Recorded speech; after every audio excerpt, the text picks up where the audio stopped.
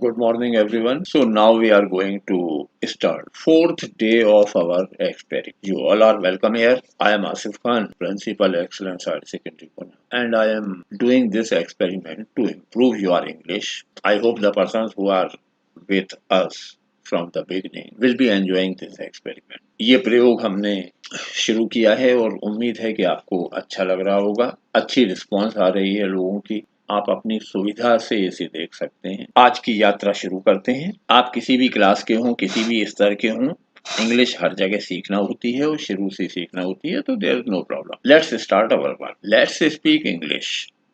जो ऊपर एक सेंटेंस लिखा हुआ है, आज हम इस पे बात करना चाहते हैं। Let's speak English. चलो हम अंग्रेजी बोल। ये जो लेट्स से सेंटेंस शुरू होते हैं, इनका दो तरह से मीनिंग निकाला जाता है हिंदी में। या तो सबसे पहले आओ और चलो शब्द का उपयोग कर लो, या अस के अलावा अगर हम और कोई प्रोनाउन लेते हैं तो फिर मीनिंग होता है दो। और ये दो गिनती वाला दो नहीं, दो के तीन मीनिंग होते हैं। हिंदी में ये जो शब्द है दो, इसके तीन मीनिंग होते हैं। एक तो गिनती वाला दो, जिसे हम टू कहते, दूसरा देना, गिव वाले सेंस में जो उपयोग में आया जाता है, और तीसरा जब हम किसी से काम करने की अनुमति मांगते हैं, प्रस्ताव देते हैं, जैसे मुझे सोने दो, मुझे जाने दो, तो ये जो तीसरा वाला दो है, ये लेट होता है। लेट्स या लेट वाले सेंटेंस पे आज हम बात करना चाहते हैं। लेट अस हमेशा कॉन्ट्रैक्टेड फॉर्म में बोला जाता है, कुछ खास परिस्थितियों को छोड़ के। हम बाद में बात करेंगे उनकी। इसके अलावा कोई भी प्रोनाउन इससे अटैच नहीं होता, बाकी सब में लेट रहता है। केवल अस के साथ लेट अस अलग बोलें तो, या लेट्स। सजेशन, अगर आप सुझाव देना चाहते हैं, कोई प्रपोजल है, कुछ ऐसा है जो हम चाहते हैं कि अपन सारे लोग करें, then we use let. Offers, अगर प्रस्ताव है, कोई प्रपोजल है, ऑफर है, तो। एंड इम्परेटिव्स, इम्परेटिव होते हैं आदेश देने वाले। जब हम किसी से कहते हैं कि ऐसा कर, तो लेट का उपयोग इन तीन परिस्थितियों में होता है। If you want to give suggestion, अगर आप सुझाव देना चाहते हैं तो लेट का उपयोग करेंगे। If you have any offer, अगर आपके पास कोई प्रस्ताव है, कोई आइडिया है जिस पे आप चाहते हैं कि बाकी लोग अमल करें, then use let. And imperative, when you are directing someone to do something, जब आप किसी से कह रहे हैं कि अब ऐसा होना चाहिए, मतलब लेट का उपयोग करते हैं सजेशन सुझाव के लिए, ऑफर प्रस्ताव के लिए, एंड इम्परेटिव और आदेश देने वाले। जो सेंटेंस फॉर्मेशन है वो बिल्कुल सीधी सीधी होती है। Late objective pronoun plus V1, ये प्रयोग होता है। जो प्रोनाउन होते हैं वो सब्जेक्टिव यूज नहीं किए जाते, हमें यूज करना होता है ऑब्जेक्टिव प्रोनाउन। और वर्ब हमेशा वर्ब फर्स्ट फॉर्म में आती है, इतना सा याद रखना है। तो लेट उस प्रोनाउन का ऑब्जेक्टिव फॉर्म और क्रिया का पहला रूप। जो एक कंडीशन हमने बात की थी वो तो बिल्कुल वैसी की वैसी है।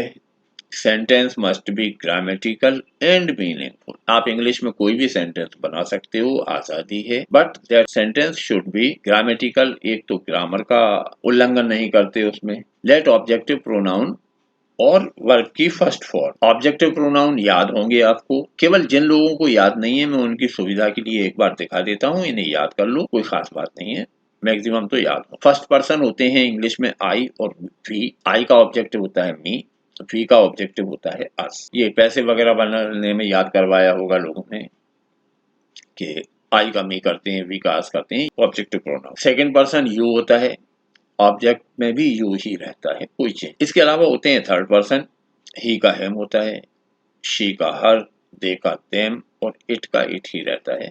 नाम है तो भी कोई चेंज नहीं होता। अब ये जो पर्सन है, जो बोलने वाले होते हैं, स्पीकर होते हैं, वो फर्स्ट पर्सन कहलाते हैं। तो बोलने वाला या तो मैं हो सकता हूँ या मिलके हम हो सकते हैं, इसलिए आई और वी फर्स्ट पर्सन माने जाते हैं। अब जब हम बोल रहे हैं तो कोई सुनने वाला भी होना चाहिए, वो सुनने वाला इंग्लिश में यू कहलाता है, और सब्जेक्टिव ऑब्जेक्टिव दोनों फॉर्म में एक सा होता है। अब ये आई और यू या वी और यू मिलके किसी के बारे में कुछ कहते हैं, वो थर्ड पर्सन कहलाते हैं। हम किसी ही की बात कर सकते हैं, किसी शी की बात कर सकते हैं, दे वे, या किसी अजीब दोस्त। आई होप मैक्सिमम लोगों को ये याद होंगे, जिन्हें याद नहीं है वे बिना गोपनीयता भंग करे इसे याद कर। लेट्स या लेट अस, ये फर्स्ट पर्सन प्लूरल होता है और सजेशन देने के लिए यूज किया जाता है।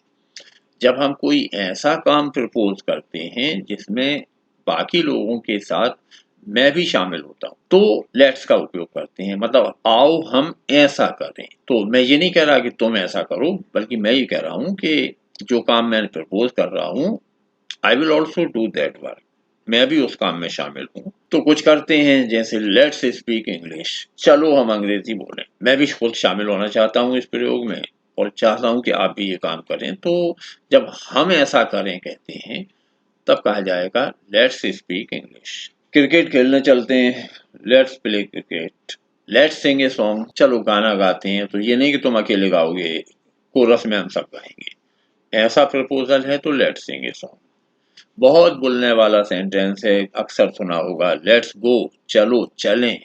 कहीं जाने की तैयारी जब पूरी हो जाती है तो रवाना होने के पहले लोग अंग्रेजी में बोलते हैं लेट्स गो, चलते हैं।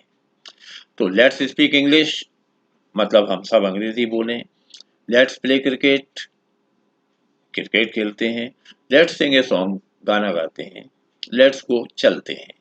अब इसमें जो काम की बात है वो ये कि ये काम हम सब मिलके करना चाहते हैं।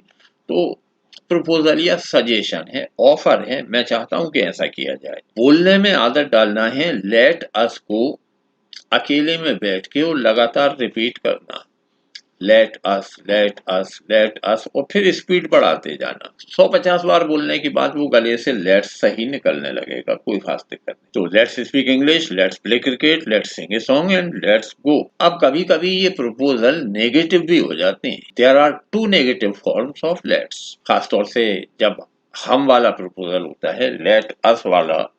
तो there are two ways to make its negative. इसका नेगेटिव या मना करने के लिए दो तरीके अपनाए जाते हैं। या तो लेट्स नॉट का उपयोग करते हैं या डोंट लेट्स, दोनों इक्वल होते हैं, लेकिन लेट्स नॉट ज्यादा फैशनेबल है। Let's not is more common, अक्सर लोग लेट्स नॉट का प्रयोग करना पसंद करते हैं। हालांकि डोंट लेट्स भी अगर लिखा है या बोला है तो गलत नहीं। तो लेट्स नॉट ज्यादा कॉमन है। जैसे हम कहना चाहते हैं कि पैसों पे नहीं लड़ना चाहिए, हमारा प्रस्ताव है कि काय को पैसों के चक्कर में लड़ते हैं। तो let's not quarrel about money.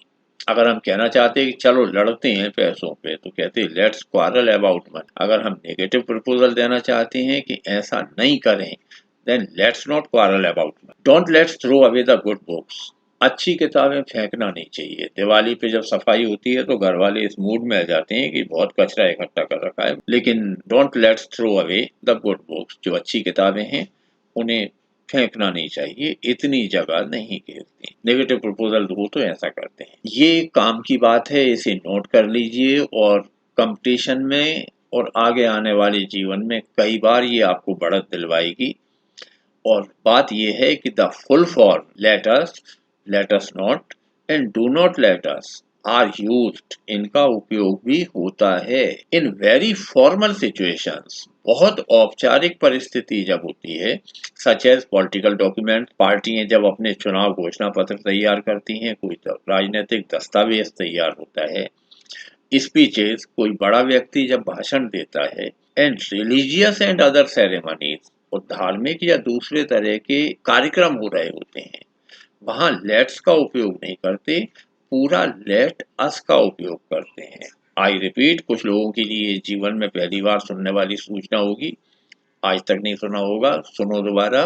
The full forms let us, let's not and do not let us are used, इनका उपयोग करते हैं। लेट अस नॉट और डू नॉट लेट्स का उपयोग होता है जब हम फॉर्मल सिचुएशन की बात कर रहे हैं, राजनीतिक दस्तावेज हो, किसी बड़े व्यक्ति का भाषण हो, धार्मिक या सामाजिक अन्य कार्यक्रम हो रहे हो, तब लेट्स नहीं बोला जाता, तब लेट अस बोला जाता है। सुनो एक sentence, let us remember all those, हमें उन सबको याद करना चाहिए, who have died in this terrible pandemic। आजकल ये जो एक महामारी चल रही है, इसमें हमने अपने बहुत सारे लोग खोए हैं, तो हमें उन्हें याद रखना चाहिए। Let us remember all those who have died in this terrible pandemic। अब यहाँ let's remember all those नहीं कहा जाएगा, वो अगर कह दिया तो ये पोल खोलक होगी कि we are weak in English because we are making a formal statement, शोक सभा में या कहीं बोल रहे हैं, तो फिर कहा जाएगा let us remember all those who have died in this terrible pandemic. एक और सेंटेंस सुनो, we must forgive, हमें माफ कर देना चाहिए, but let us not forget, लेकिन भूलना नहीं चाहिए। हम माफ कर देते हैं लेकिन इस घटना को भूलेंगे नहीं। तो जब भी कोई आतंकवादी हमले वगैरह होते थे ना, तो ये ऑफिशियल स्टेटमेंट होता था, we must forgive but let us not forget, देश इस बात को भूलेगा नहीं। तो जब फॉर्मल डिक्लेरेशन कोई होता है, वो किसी राजनीतिक या धार्मिक कार्यक्रम में या किसी पॉलिटिकल डॉक्यूमेंट में हम सेंटेंस लिखते हैं तो लेट्स नहीं लिखा जाता, फॉर्मल वे में लेट अस लिख देते हैं। सबसे ज्यादा यूज होता है लेट अस का। अब इसके बाद सेकंड नंबर पे यूज किया जाता है लेट मी। मी फर्स्ट पर्सन सिंगुलर होता है, आई की ऑब्जेक्टिव फॉर्म मी होती है। जब हम लेट मी का उपयोग करना चाहते हैं तो प्रपोजल केवल मुझसे संबंधित होता है, माने अब सारे लोगों को हम शामिल नहीं कर रहे, केवल मैं। Let me speak English, compare this sentence with our previous sentence. तब हमने कहा था let's speak English, let's speak English माने हम सब बोलेंगे। Now I am not interested in you, let me speak English, तो मुझे अंग्रेजी बोलने दो, बाकी लोग इंग्लिश बोलते हैं या नहीं बोलते हैं, I don't think more about it. Let me open the window, खिड़की खोलने दो। Let me do homework, homework करने दो। Let me clean the room, कमरा साफ कर। Now feel the difference. जब हमने कहा था लेट्स स्पीक इंग्लिश, तो मीनिंग जो दिमाग में आना चाहिए वो होता है कि आओ हम इंग्लिश बोलें या चलो हम इंग्लिश बोलें। लेकिन जब लेट मी स्पीक इंग्लिश कहा जाता है तो फिर मीनिंग आना चाहिए मुझे इंग्लिश बोलने दो। अब चलो मैं इंग्लिश बोलूं ऐसा नहीं, मुझे इंग्लिश बोलने दो। Let me open the window, खिड़की खोलने दो। Let me do homework, homework करने दो। Let me clean the room, कमरा साफ करने। Let you second person singular और प्लूरल दोनों तरह का होता है। यू के बारे में आपको पता ही होगा, आप अकेले हैं तो भी मैं आपसे यू कहूंगा, 5-7 लोग खड़े हैं तब भी यू कहा जाएगा। मतलब यू सिंगुलर और प्लूरल दोनों जगह एक सा होता है। यू का मतलब एक भी हो सकता है, यू का मतलब एक से ज्यादा भी हो सकता है, इसलिए बोथ सिंगुलर एंड प्लूरल। ये सेंटेंस बन तो जाता है लेकिन बोला नहीं जाता। Not preferred in standard English, अच्छी इंग्लिश में यू वाले प्रपोजल नहीं दिए जाते, क्योंकि प्रपोजल में या तो मैं अपने बारे में डिसाइड कर सकता हूँ या हम सब मिलकर डिसाइड कर सकते हैं। Let you open the window गलत सेंटेंस सही है, कभी भी आप इस सेंटेंस को सुनेंगे नहीं, ये बोला नहीं जाता, प्रेफर नहीं किया जाता। यू से फिलहाल मेहनत नहीं करना है, यू के सेंटेंस नहीं बनाना है, ये भी याद रखना है, नहीं तुम लठ लेके निकलो और सबके सेंटेंस बना डालो। We use let for third person imperatives and for impersonal imperatives. Impersonal imperatives पे अपन बात करेंगे, अभी हम थर्ड पर्सन इम्परेटिव पे बात करते हैं। ही शी इट वो जो बचते हैं वो थर्ड पर्सन होते हैं। अगर उन्हें कोई इम्परेटिव सेंटेंस बोला जाए, उनसे कोई आदेशात्मक वाक्य बोला जाए, तो इम्पर्सनल वे होते हैं जहां सब्जेक्ट नहीं होता फिर भी सेंटेंस होते हैं। जैसे let them walk home on their own, उन्हें घर जाना है तो अपने आप जाने दो। लेट देम वॉक होम, उन्हें घर जाने दो। ऑन देयर ओन, अपनी व्यवस्था से, मतलब हमारे कार्यक्रम में आप आ गए थे, ठीक है, अब वापस छोड़ने का इंतजाम हम नहीं करेंगे, तो कहेंगे let them walk home on their home. अगर ये कोई एक आदमी होता तो हम कहते let him walk home on his own, सीधा चेंज। अगर ये महिला होती तो हम कहते let her walk home on her own. Let them walk home on their own, मतलब उन्हें अपने तरीके से जाने दो घर पे। इम्पर्सनल में जब सब्जेक्ट नहीं होता, जैसे let there be no doubt about it, इस सेंटेंस को याद करना और बोलने की हैबिट में लाना। Let there be no doubt about that, इसके बारे में कोई शक नहीं होना चाहिए। Let there be no doubt, कोई शक नहीं होना चाहिए। अबाउट इट, अबाउट दैट, जो भी कह लो। जैसे अभी मैं कहूँ तो let there be no doubt about it that you will learn speaking English, इस बारे में कोई शक नहीं होना चाहिए दिमाग में कि 30 दिन के मेरे इस एक्सपेरिमेंट के बाद you will be able to speak English almost fluently. परेशानी जो आएगी वो मैंने पहले भी बताई थी, वोकैबुलरी पे आपको काम करना पड़ेगा, because you must have words to speak. बोलेंगे तो तब जब हमारे पास पूंजी होगी, हमारे पास शब्द होंगे। तो let there be no doubt about it, इसके बारे में कोई शक नहीं होना चाहिए that you will be able to speak English. Let का एक उपयोग, अब जब इस पर बात कर रहे हैं तो कुछ थोड़ी सी बारीक बातें और बता देता हूँ मैं। लेट का उपयोग परमिशन के लिए होता है। We use let to talk about permission. जब हम अनुमति देने लेने की बात करते हैं तो लेट का उपयोग करते हैं। Let is followed by an object. अब ध्यान से सुनना, उस हालत में जब हम लेट का उपयोग अनुमति के लिए करते हैं, लेट के बिल्कुल बाद में वो ऑब्जेक्ट होता है जिसके बारे में हम बात करना चाहते हैं, and an infinitive without to, और इसके बिल्कुल बाद बिना टू वाला इन्फिनेटिव होता है। इन्फिनेटिव याद होगा कुछ लोगों को, वर्ब की फर्स्ट फॉर्म से कहते हैं और ये अक्सर टू के साथ आती है, लेकिन यहाँ जब हम परमिशन वाले सेंस में लेट का उपयोग करते हैं तो it is used without to. एक सेंटेंस देखो, they let me look at the photo. वे लोग अपना एल्बम देख रहे थे, मैंने झांक के देखा और उन्होंने अनुमति दे दी, अलाउ कर दिया। होता है ना ये सीन, कोई फोटो देख रहा है, हम मुंडी उचका के उसकी तरफ जाना चाहें, देख लें।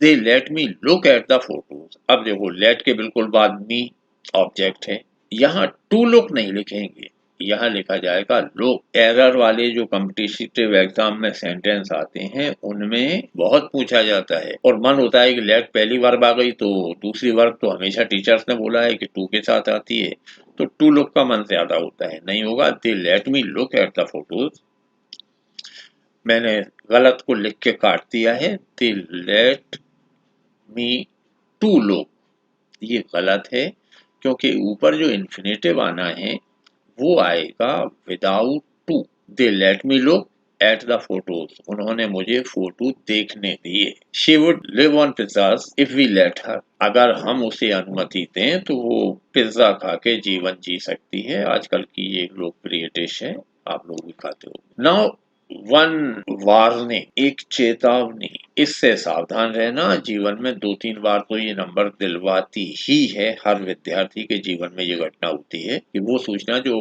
अब मैं देने जा रहा हूँ वो 2-3 बार कॉम्पिटिटिव एग्जाम में नंबर दिलवाती है। We don't use let in the passive with this meaning, ये जो परमिशन वाला मीनिंग है, अभी हमने जो सेंटेंस बोला था, इस अर्थ में लेट का पैसिव नहीं बनता। वैसे लेट वाले वाक्यों के पैसिव बन जाते हैं जब लेट का उपयोग परमिशन के लिए करते हैं। They did not let us take photograph, उन्होंने हमें फोटोग्राफ नहीं लेने दिए। अब पैसिव बनाने का मन हो तो अस का हो जाएगा वी, वो मैं करवाऊंगा। We weren't allowed to take photograph बनेगा, जबकि अलाउ वर्ब ऊपर नहीं है, ये नहीं कर सकते कि we were not let to take या टेकन, कुछ नहीं। याद रखना सूत्र के रूप में, लेट का उपयोग जब परमिशन के लिए करते हैं then no passive is possible in that case. जब आगे जाके कहीं पढ़ोगे तो इस बात को 2-3 बार पढ़ना, ये काम देगी। लेट का एक मीनिंग होता है रेंट। टू लेट लिखा देखा होगा, बहुत सारे मकानों के ऊपर लिख देते हैं टू लेट, एक बड़ा सा बोर्ड लगाते हैं और उस पर लिखा जाता है टू लेट। लेट का ये मीनिंग होता है रेंट या किराए पे देना। We use let with a direct object meaning rent something to someone। जब हम ये कहना चाहते हैं कि हम एक चीज किसी व्यक्ति को किसी दूसरे व्यक्ति को किराए पे देना चाहते हैं, तब भी लेट का उपयोग होता है। यहाँ लेट का मीनिंग होता है रेंट या किराया। They have let the house for the whole summer, उन्होंने मकान पूरी गर्मियों के लिए किराए पे दे दिया। यहाँ टू लेट वाला सेंस है, मीनिंग है कि किराया, किराए पे देना या लेना। तो they have let the house for the whole summer, उन्होंने पूरी गर्मियों के लिए अपना मकान किराए पे दिया। तो ये लेट के कुछ उपयोग थे, इनके बारे में बार बार देखना पड़ेगा क्योंकि कुछ इन्फॉर्मेशन हो सकता है आपको जीवन में पहली बार मिल रही हो। पढ़ना लगातार चलो, किताबों में सब कुछ लिखा हुआ है, लेकिन किताबों में लिखा हुआ मुंह से तब निकलेगा जब आप उसे थॉरोली पढ़ोगे। 2-3 बार की प्रैक्टिस के बाद ये चीजें समझ में आती हैं।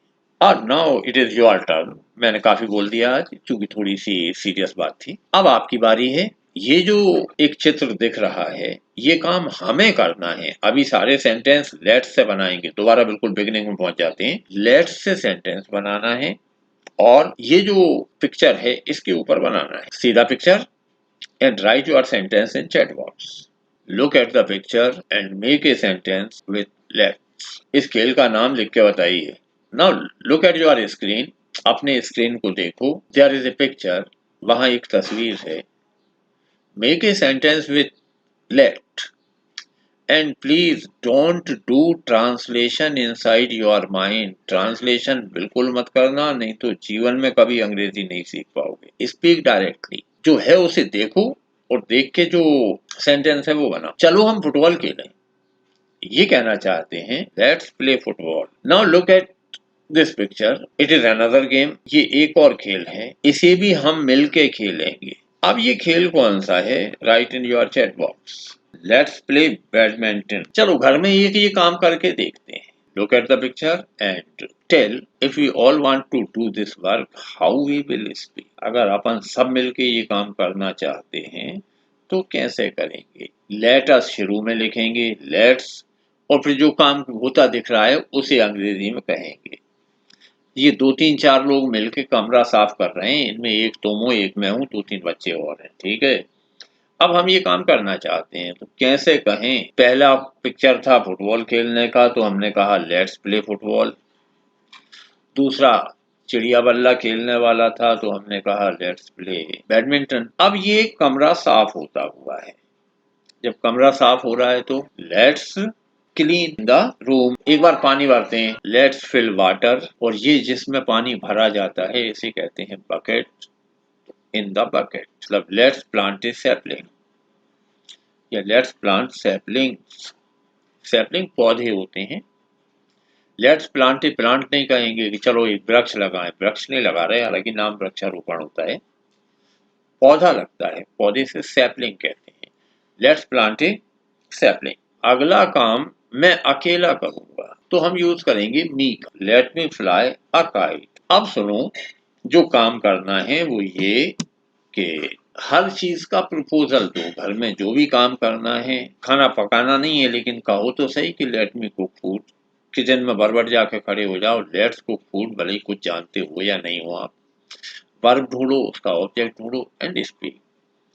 And in the end, thank you for joining me. React on my class कैसी लगी, and please tell others that I am teaching English, they should join. It is a good experience. Thank you for joining me. Thanks a lot.